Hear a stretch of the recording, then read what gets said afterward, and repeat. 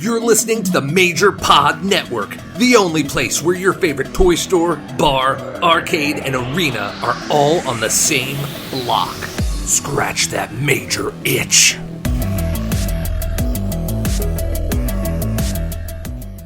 Today on the Game Marks podcast, we play Ring of Destruction Slam Masters 2, thanks to Megamark and YY Collector. Will this game hold up today? Will we play it forever? Woo! Or future endeavor? You're fired! All of this plus gaming news and Clash at the Feast. Plug in and put on those nostalgia goggles, because this week's Game Marks podcast starts now. And now, the Game Marks.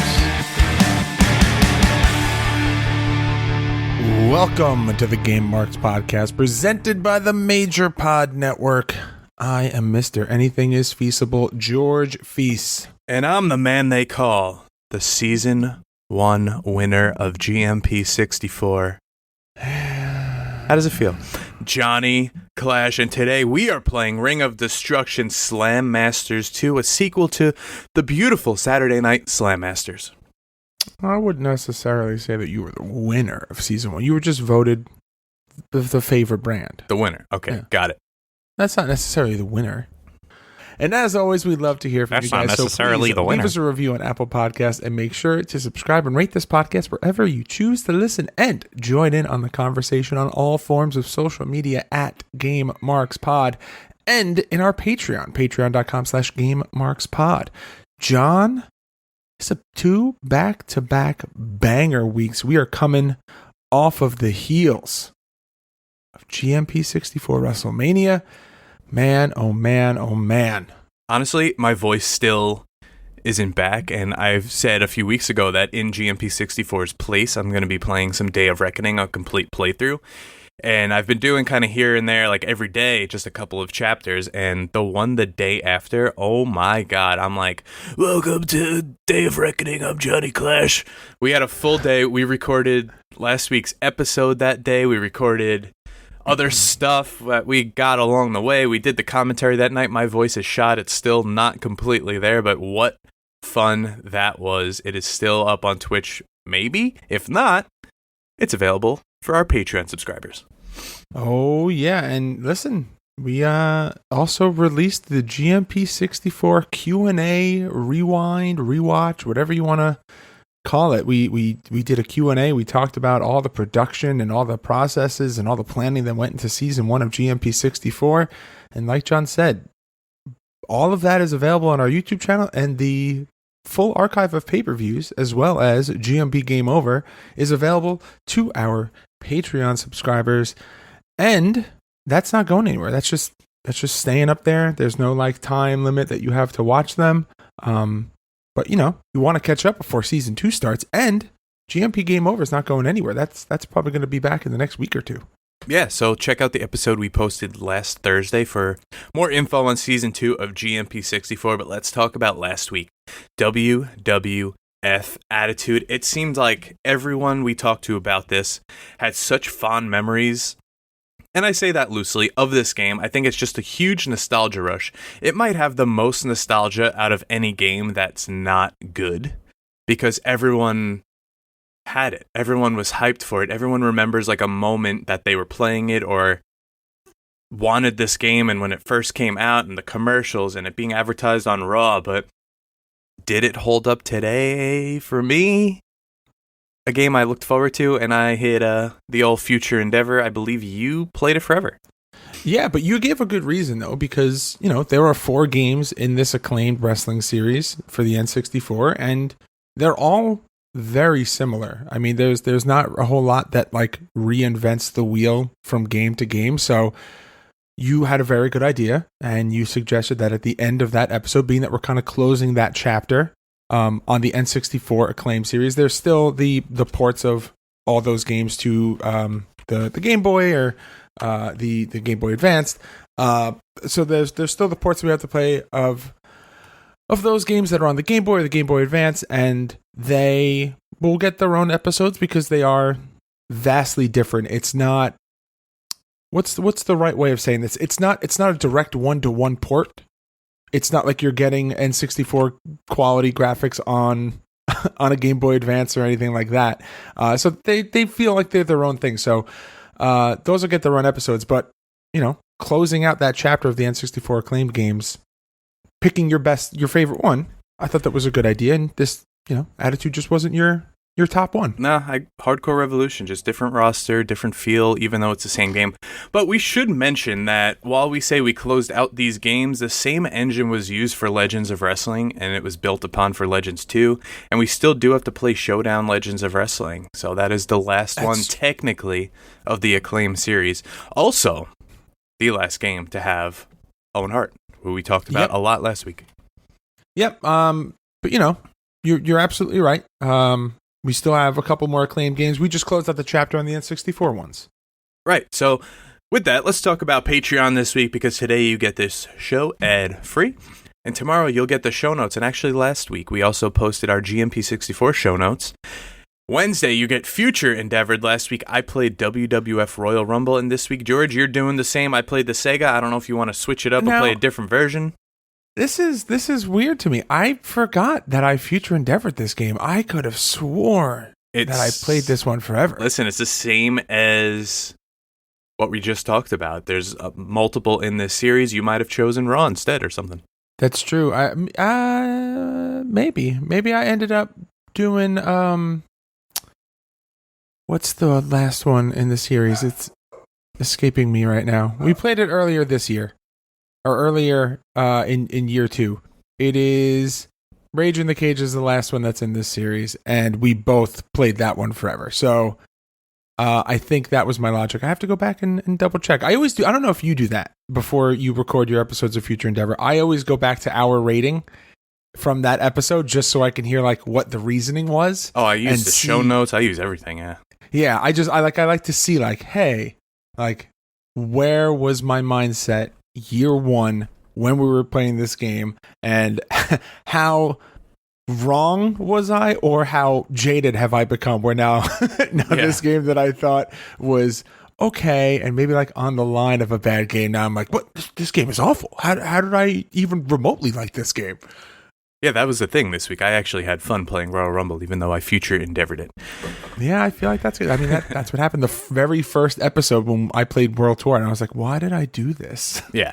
Okay, but then Thursday, we're going to have a little bonus playthrough. I got an idea for you guys on the Patreon. Friday, Clash and Burn. And why don't you take us through now the streamer spotlight for the month of October? Oh, baby. Streamer spotlight for the month of October is twitch.tv/huffdat42, HUFDAT 42. He's a very good friend of mine. Known him for years. Been on Twitch and streaming as pretty much as long as I have, which is pretty much from the inception of Twitch, and he plays everything. Rock Band, he plays New World, he plays Diablo 2 Resurrected, he plays Destiny, he is really the embodiment of a variety streamer, plays everything, even has some game nights with his wife where they play games on the Switch. He is always on the up and up of all things advancing in technology. I remember maybe it was a year or two ago when the Switch, I think we actually covered it on the podcast, when the Nintendo came out with that cardboard pack that you can buy for the Switch and turned it into a steering wheel and stuff. He bought that the day it came out and did an 8 or 9 hour stream, building everything and then using it, and reviewed it, and it was just cool. It's stuff that you don't usually see live on Twitch. People usually overproduce those kinds of things and then format them for a YouTube video, and he was just like, no, we're just gonna sit here and you're gonna watch me get frustrated as I try to build this thing, and then you're gonna watch me get frustrated as I try to learn how to use this thing. Cool. Yeah, so go follow HuffDat42.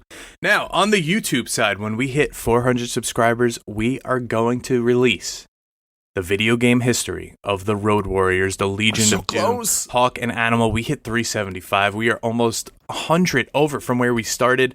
This is beautiful. I cannot wait. We're almost there. We are so close, and we might even have another announcement with that episode. All right, but is it time, John? Is it time for us to go through a little bit of that gaming news? Let's do it. Comic-Con week. Are you looking to get a better grip on life? How about your video games? Well, VGF Gamers are the largest silicone gaming brand in the USA. They have a variety of different and unique skins for the PlayStation 4 and Xbox One controllers and consoles. Check out their products at vgfgamers.com and use code GameMarks to receive 15% off your order at checkout. That's GAMEMARKS at checkout. VGF Gamers. Better grip, better style.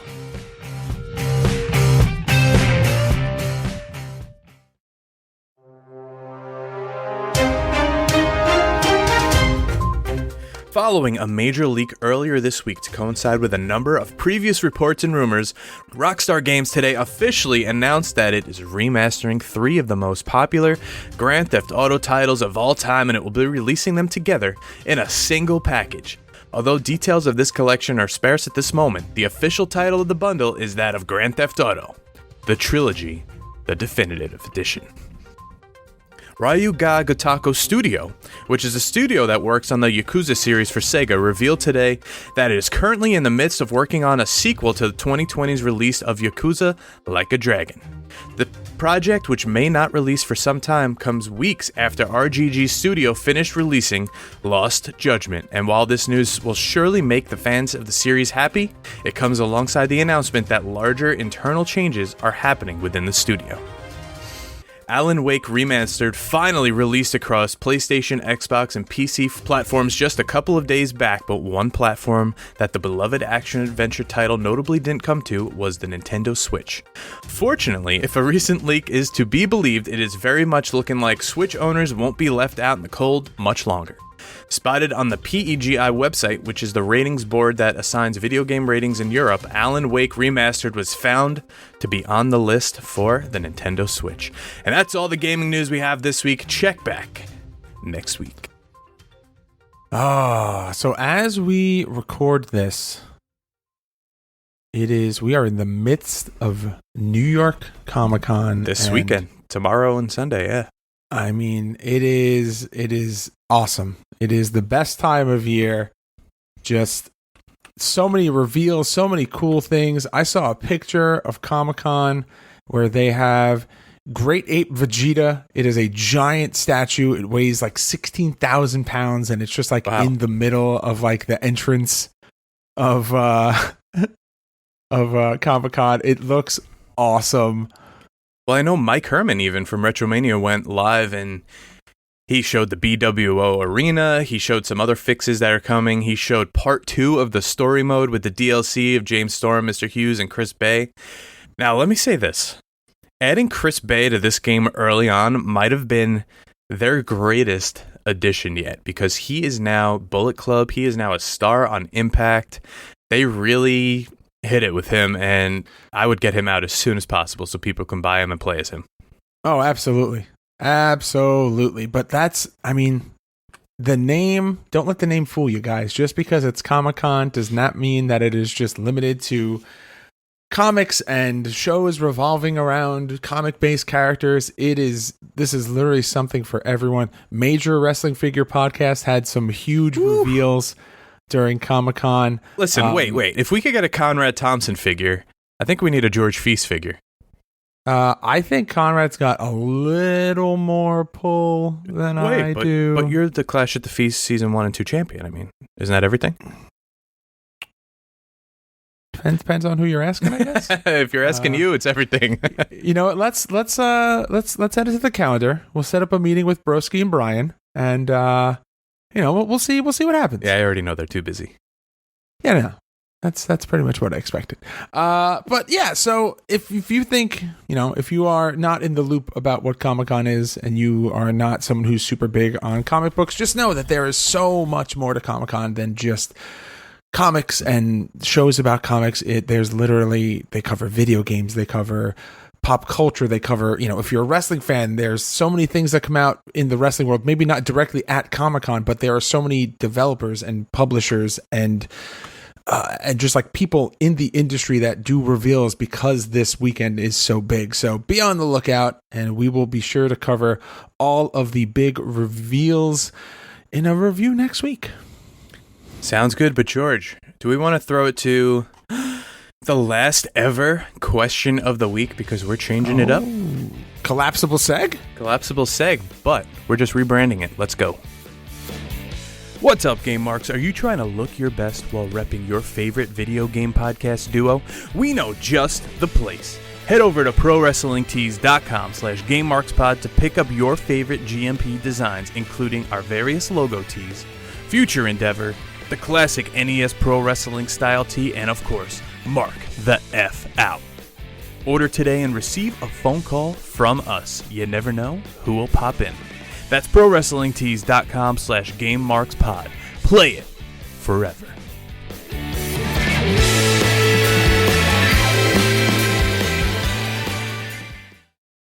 All right, so the question of the week is a weekly segment where you ask us a question on all forms of social media at GameMarksPod, and if we pick your question, you get a GMP prize pack. Now, the last question of the week was which game company, game producer, or electronics company could make a successful console? John and I gave our answers. We pretty much went with any major electronics company that makes a TV or any kind of computing parts, and I think we were pretty much unanimous in that. But we got some other answers from other people, and I think that we should go through them right now. Yeah, so Tyler Stevens says, my brain says no one currently, but my heart will forever quietly whisper, Sega. But, see, I was going to say, I hear it as Sega. I would love a new Sega system. I mean, they died at what? The Dreamcast? That was it, right? Yeah. The Saturn was before that. The CD was before that. Now Nintendo owns them. Exactly. That's the hard part. So, I mean, technically, if you want to be like a stickler about the rules, I guess you could say like the Sega Mini Classic that came out, where it's just like preloaded with a bunch of games. And you could play the cartridges, because I bought a few and they work. Yeah, so like technically, I guess you could say that that's the last Sega console, but if you're going like official release, then yeah, I'm pretty sure it's the Dreamcast. Yeah, I don't know. I just don't see it happening. Like you said, Nintendo owns it now. They work with Nintendo. I also don't see like a Sonic really succeeding on like its own console these days, unless it's similar to the Switch, where you're not getting the more realistic games. You know what I mean? So I feel like the death, and this is going to be kind of a hot take, the death of Sonic was failed game mechanics that were super bugged and going 3D. Sonic is just made to be a side scroller, and you look at how far gaming has come in just the innovation of side scroller and what that means and what that looks like, and you know, it's so different than where it was from when we were kids that now you can really do anything. And I mean, I believe the last super well received Sonic game was Sonic Mania, and that's because they went back to the basics. They reimagined classic levels. They designed new levels and new worlds based off of the classic gameplay style, and you know, they had some new innovations, some new skills, and I mean, it was so well received. But Sonic's one of those things, one of those IPs that it's been around for so long that maybe it's a little too broken, a little too damaged to really be back to where it once was. But I am optimistic that, you know, they could build it back up. Yeah, I agree. But why don't we talk about what this segment is now becoming with the question of the week going, bye-bye. Yeah, so from now on, this segment is now going to be known as the Mark Out Moment of the Week. And this is pretty much just going to be a spotlight for anything. It's going to be a way for us to highlight either something cool that you guys said, whether it's in a review or a rating on Apple Podcasts, a really good question that someone proposes on social media, maybe an interesting conversation topic that took place in our Patreon exclusive Discord. This is just kind of a place for us to talk about a little bit, just like I don't know, some more discussions. Yeah, a little out of the box, maybe something that doesn't necessarily fit under a specific category, because there's a lot that happens on this podcast, and you know, topics come up that necessarily don't need to be fit cookie cutter into a shape. Yeah, I like it. So why don't we say, if you have something, tweet us using hashtag GMPMark. But oh man, Are we ready for this? We didn't really know this game was a thing, and it's a thing, and we played it, and does it compare to the first one? I'm tiptoeing. I'm ready to go off the diving board. I'm ready to dive head first into Ring of Destruction Slam Masters 2. Let's do it.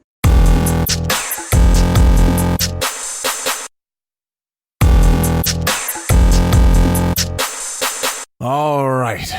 Ring of Destruction Slam Masters 2, released August 8th, 1994, developed by Capcom for the CPS2 and the Tabletop Arcade. Now, the CPS2 is a arcade system board. What's the easiest way to describe this? It is essentially an arcade brain that you can plug into your television. It's all the inner workings, the parts that let you run an arcade game, but without the cabinet. Does that make sense? Yeah, I think that describes it. Plug in an arcade controller, and you're good to go. This was something that I'm surprised it was not more well known. Didn't take off the way that I expected to, because it literally is just like a home port of full arcade cabinets, which I think is pretty awesome. But didn't take off the way that it should have. But other games that are out in 1994, you've got All Japan Pro Wrestling Jet for the Game Boy, Fire Pro Women All-Star Dream Slam, available in the arcade. Love that game. Comes out for the Super Nintendo. New Japan Pro Wrestling 94 for the SNES. New Japan Pro Wrestling 94 Battlefield in Tokyo Dome, available in the archives for the Super Famicom. WCW The Main Event for the Game Boy. WCW Super Brawl Wrestling, WWF Raw, all three of those available in the archives. Super Fire Pro Wrestling Special for the Super Famicom, and Fire Pro Gaiden Blazing Tornado for the Sega Saturn and arcade cabinets. Damn, 1994 was lit. Banger of a year.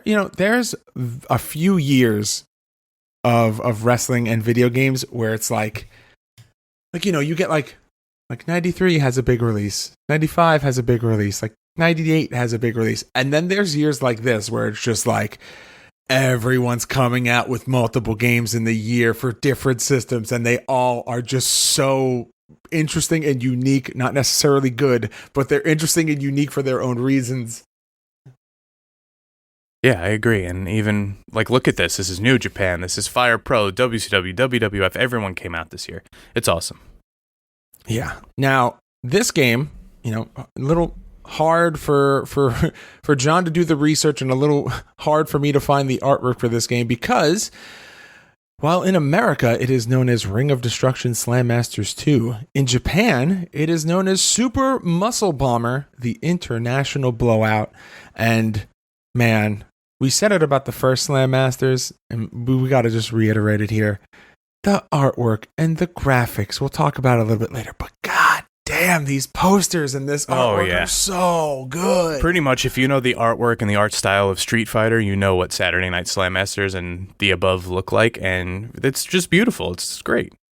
But, there is one major difference between Slam Masters 1 and Slam Masters 2. This really leans into that whole, like you said, John, that Street Fighter-esque feel. It is very... I'm trying to think. It leans more on the fighting game and less on the wrestling, which I feel like in Slam Masters 1, it was more wrestling-based. Yeah, this you kind of just get wrestling-esque arenas or stages, I guess you could call them. You get some grapple moves, but it's mostly just kicks and punches and strikes and kind of the special moves here and there, rather than your suplexes and your super kicks and whatnot. Yeah, but not necessarily in a bad way. It was evolving with the times. We'll say that, 94, 95, Street Fighter is like the game. Yeah, it was hot. Yeah, so this is just trying to make itself fit in. It's still definitely wrestling based. Every stage has ring ropes and turnbuckles, but the arenas are, I guess, themed to the region, if that makes sense. You fly around the map like you do in Street Fighter, so you fight in New York and Tokyo and Mexico, and you're always fighting in a wrestling ring, but the atmosphere is different. Yeah, and I have a list of that coming up. But yeah, so I mean, it's an arcade game, guys. If you've ever played an arcade game, you know how this plays. 5-button setup, joystick. You move the joystick around to do unique moves. You hit like down, forward, punch. You maybe hit a special move, down and back, and low kick. Maybe you do a special move. It really leans into that Street Fighter-esque fighting mechanics, where maybe so much in the first one you had those kinds of moves, but it wasn't. You didn't base the gameplay around it. Yeah, and I think that's what, when we did our playthrough, you were like, how do you not know what you're doing? Like, it's like any other fighting game. Where I wasn't like necessarily like a fighting game guy. Like, I could tell you how to throw a nice slant route in Madden, but I wasn't like the Street Fighter, Mortal Kombat kid. So while you were learning all these combos and whatnot, I was kind of just stuck doing like the strikes. But I think once you said like you have to do some combos, I was just literally pressing random stuff, and I was doing way cooler stuff. Oh, yeah. I mean, button mashing is the name of the game, especially in the early 90s with these, if you wanted to be technical and learn all the moves, you absolutely could. But, I mean, arcade cabinets are meant to be button mashing machines. I could hear that little click right now. Oh, yeah. The most satisfying. You could all hear it. Ready? Everyone, ready? Moment of silence, everybody. Just close your eyes. Ready? Yeah, you heard it. Just put it in. No. I want everybody to hear it. So one other big difference here is in the first game, you get your person's health below a certain level. They stay down. You walk over and you pin them. This full bases, full movement, full fighting around your health bar. You've got 2 health bars. Some moves do a lot of damage. Some moves do a little bit of damage. The grapples still hit super, super hard. You can take away like 3/4 of a person's health bar in one move. But yeah, once that health bar is gone, that match is over. They do the slow motion, like fly away like they do in Street Fighter. But, not necessarily in a bad way. It's different. I actually did that when I did my playthrough again of Royal Rumble, the brawls, because sometimes pinning was just stupid and you wanted to just button mashing's like easier. Like I played a game against, I think it was $1 Million Man, where over and over again we were both going for pins and we just weren't getting the 3 count, but neither of us had health. So I just, you know what, screw this, I'm switching over to the brawl. So I do like this style, I think, a little bit more. Yeah, it's I don't want to keep saying that it's like a Street Fighter clone because there are so many other games that. But it is. It's literally the same thing. It's Capcom. I know. It's that's what I was going to say, but it's not so much necessarily Street Fighter. It's just a Capcom fighting game, and Capcom fighting games are a lot of things. There's Marvel vs. Capcom. Ooh, yeah, that was the one I played. There's this series of games. There's Street Fighter. There's so many other Capcom fighting games that fit the mold, but that's just like lather, rinse, repeat. You have a controller scheme. You just like reskin. If it ain't broke, don't fix it. Exactly. But John, why don't you take us through the premise and the storyline of this game? All right, so while it says storyline, you could picture it's an arcade game, so you start as one player, you then continue with that player as you go, or you insert more coins. But like George said earlier, it takes you through a map, so the wrestlers of the Capcom Wrestling Association gather once again, but this time the Blood Wrestling Association has joined in to wrestle with the CWA for the championship.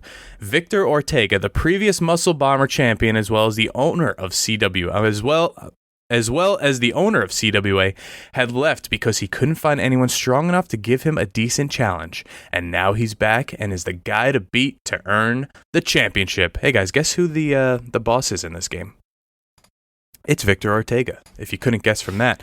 But this is really cool because it's lengthy. It's not short. You have the 2 out of 3 falls for each match, and you just go through that map until you get to Victor.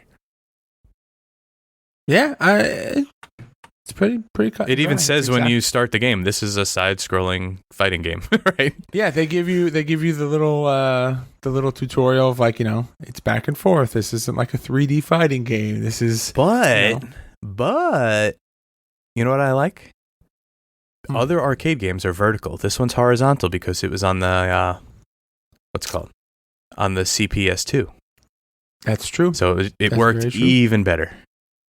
That is very true. But we talked about the roster, or we talked about the artwork.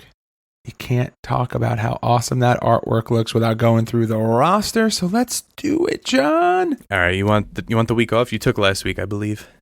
Yeah. All right. You could do this one. All right, so you're returning playable fighters from Slam Masters 1. You have Alexander the Greater, Biff Slamovich, El Stingray, the Great Oni, Gunlock, Jumbo Flapjack, King Rastaman, Mike Hager, the Scorpion, and Titanic Tim. Now your new fighters are Black Widow, Rip Saber, Victor Ortega, and the Wraith. So small roster, but everyone I think has that different feel, the different moveset to where you're not very limited here. You have the guys who look like wrestlers, the guys who look like beasts, the guys who we said look like Ultimate Muscle characters. You have everything here. Yeah, I 100% agree. There's literally something for everybody in this game. It's cool, and the art style within the game, how the characters look, it's true to the first game, but with a little more what's the word? Detail, brighter color palette. Like beautiful color palette. It just feels more inviting. It just looks cooler. Yeah, I think inviting is the word. That's a good way to describe it. But in terms of where all of these beautiful battles are happening, your arenas/stages/map locations are as follows: Tokyo, Moscow, Hanover, London, New York, Calgary, Los Angeles, Mexico, Sydney, Santo Domingo, New Delhi, Las Vegas, the BWA, and the CWA arenas. Yeah, those are the most wrestling arenas you're going to get, the BWA and the CWA arenas. Yeah, that's like wrestling. Yeah. But we talked about the artwork. Let's actually describe what we're seeing here, because the Capcom logo, you recognize it, you love it. I mean, it makes me think of Mega Man out of everyone. You get... Oh, yeah. It's just a beautiful, realistic-looking illustration of these fighters in chin locks, in hammer locks, bashing each other's faces in, and it's just such a cool contrast of wrestling and fighting. You actually see the crowd behind it with the ring ropes, but up front and center is those wrestlers looking in all their glory, looking like gigantic, larger-than-life superheroes. I love it. Oh, man. I feel like lately this has been a thing that we've been talking about a lot more. This is one of those posters, like, I would totally rock this. Like, Are you giving me ideas to put next to my All-Star Pro Wrestling poster? Thank you, Tekken. The gym, you know what I mean? The gym's like, going to be done soon. Oh, well, I don't know. It's just like between this and like the Kaneko Man stuff that we've seen over the years, like I appreciate when the artwork and the poster for these games is like unique, and it's not just like cut and dry, or like copy paste, which is like it looks like everything else that's out at the same time. Not necessarily like saying like this is the best one, this is my favorite of all of them. Just like I appreciate when they look cool. Yeah, and while this one does say Super Muscle Bomber, the International Blowout, there is one that popped up on eBay where someone bought an actual poster of this, but it does say Ring of Destruction Slam Masters 2, which is very rare. It's not easy to find these days to have one with that American title on it. Oh, boy. Especially since it was a Japanese-only game. Yeah. Yep. But you found this other one with the beautiful yellow background. It looks like a magazine scan maybe, or an ad. Take us through that one. Maybe a magazine scan. I don't know. It could just be a different form of a Japanese poster that was more... You know what gives it away? The black on the left side looks like a fold mark that someone scanned from a magazine. Yeah. All right. Yep. I see where I'm picking up what you're putting down there. But you see the showcase of the new characters. The big bad, Victor Ortega, framed here with the other new characters in this game. You see Wraith. You see... just Black so good. Widow, Rip Saber. It's all 4 new characters for this game, and they just look awesome. And obviously the screenshots below showing like, hey, you guys know this game. You guys love this game. Buy the new one. Yeah. Now you pointed out something to me earlier on, that the design of this logo is based on another game. Yeah, so the Super in Super Muscle Bomber is the same gradient, same font, same size as Super Street Fighter 2 for the Super Nintendo. And if you have our show notes in front of you, if you are a Patreon subscriber, you could see that. If not, throw it in the Google machine. They are two very much the same, which I mean, hey, you own it already. You made it already. Why not reuse it? Yeah, pretty much. So we pretty much touched upon how beautiful and how unique the arenas themselves look. But just to kind of put the cherry on top and like close this out, health bars kind of big. The indicators for who's won a match kind of big, like unnecessarily large. Again, I know it's an arcade game. Everything's got to be big and bright. The crowd really good, unique to every stage. The stages themselves, we said before, very, very big, very, very bright, very, very colorful. It's a fighting game in the early 90s, so obviously everything is over the top and dramatic. These guys got muscles in places that people just don't have places. As my grandpa would say, that guy's got muscles in his crap. Yeah, there you go. Perfectly said. It's not bad. Just, it's over the top. It's early 90s. It's a wrestling. It's a wrestling fighting video game. It's over the top, but you love it. You gotta love it. It just looks great. I love any time there's a crowd that has like a nice dark gradient going up, so where they're seen but not overbearing.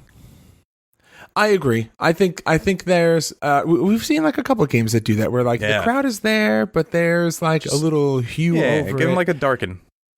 And something very important that this game did that the last game didn't is, did you know?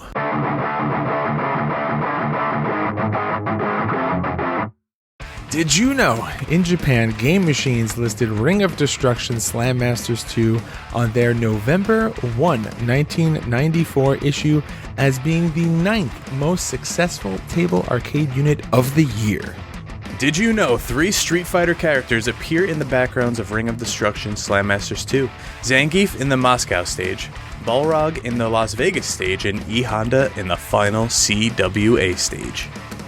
Did you know Ring of Destruction Slam Masters 2 for the CPS2 complete conversion is available on eBay from Brazil for $425, or best offer. Very important though, shipping might be a little expensive because it's coming from Brazil. $60. Yeah. See, no matter what on eBay, like the shipping makes or breaks it. Like it could be. You know how many figures I've looked at to buy, and I'm like, oh man, the price of this figure is so low. And then you look at shipping, and shipping's like $50, and you're like, oh, because it's coming from the UK or something. Yeah, I think also some people like putting lower prices on eBay, so then they could up the shipping and make you like not realize what you just did. Yeah. So it comes up as lowest price, but you know. Yeah. Yep. All right, so that was the Did You Know ratings and reviews. We're gonna do a little collapsible seg here since this was a CPS2 game in Japanese. It's very hard to find ratings. But George, I think it's time for the most important rating of them all. Our rating. Because it's... every time I think that you're going to say someone else's name, and you never do. For just like 1 week, I'm waiting for you to be like, it's time for the most important rating, Brian Myers rating. Oh, he doesn't know what these games even are, so it's time to rate the games. The game!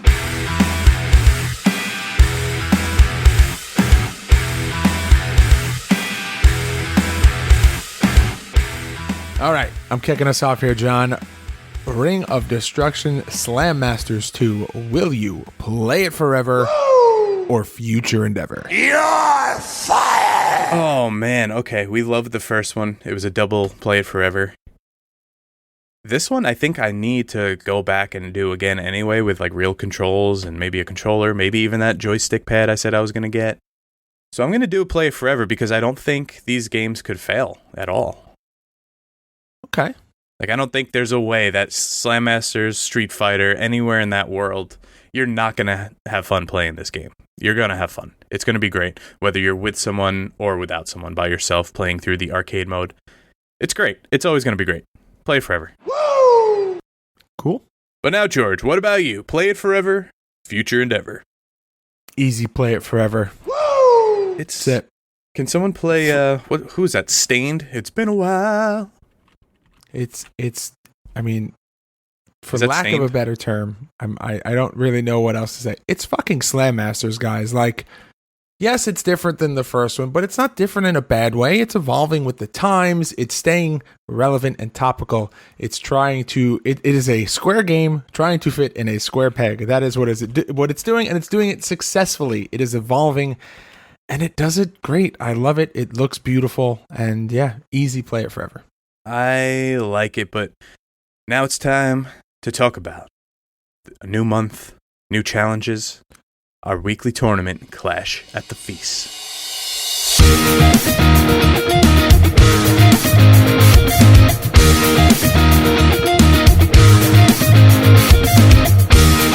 Coming out swinging. For this week's episode, head on over to youtube.com/GameMarksPodcast, where you will see us play Ring of Destruction, but last week a WWF Attitude. Oh boy. I thought since I played this game like religiously as a kid, I would have like the upper hand here, but then I remember what you did to me in the last ECW game, and it all came rushing back to me. I think I'm better at Warzone than I am at Attitude, because the first game, George picked Stone Cold Steve Austin, basically so we could see his moves, the entrance, which are terrible. I'm going to touch on that in a second.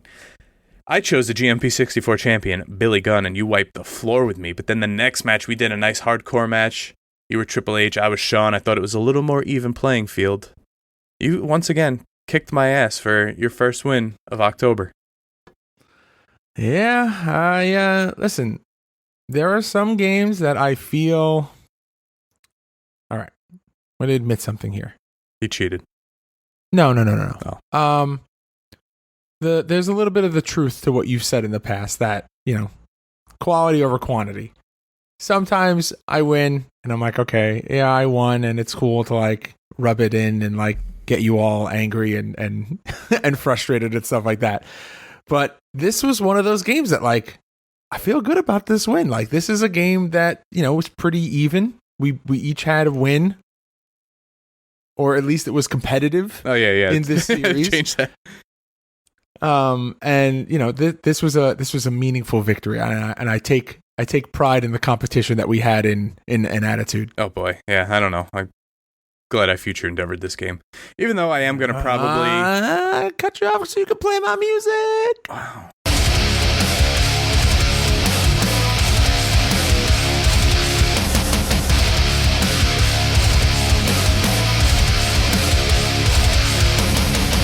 Well, this I was going to say. There are probably moments in my life going forward I am going to play this game again, but I don't know. Not for me. But I do want to point out D Freedom. You know him, right? You've heard of him. He works for Off the Hop Rope, right? Yeah. He sent me an interview with a YouTuber named Chris Denker, where he interviewed Adam Cole about Attitude. Like Chris Denker, like Denkops, the YouTube channel? Yeah. He interviewed Adam Cole about Attitude. Well, about video games in general, but Adam Cole gave his 2 cents on Attitude.